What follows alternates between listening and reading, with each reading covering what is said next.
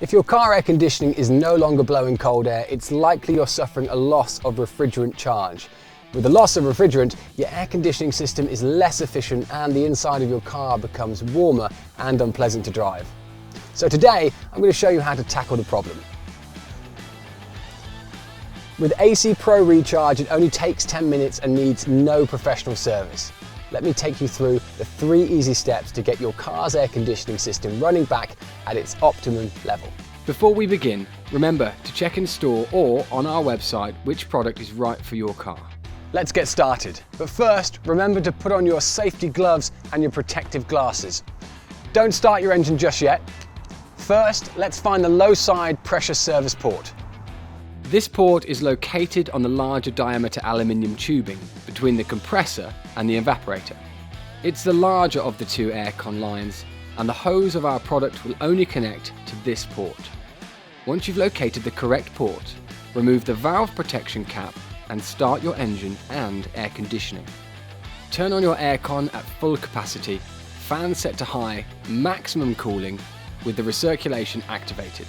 Keep this going for 3 minutes and ensure the air compressor is running and the clutch is engaged.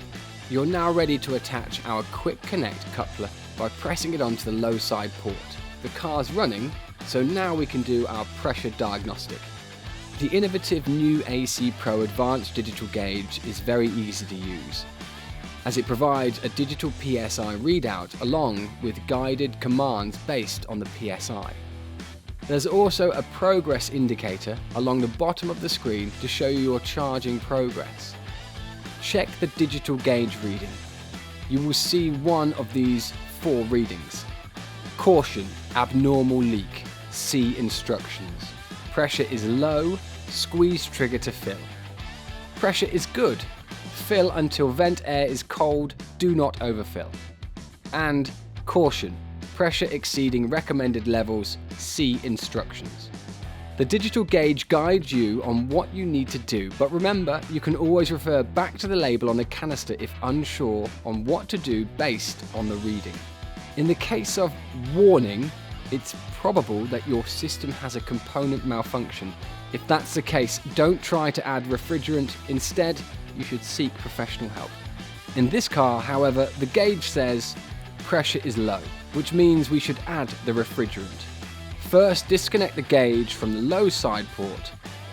Take the can and shake it well before connecting it to the gauge by screwing it on.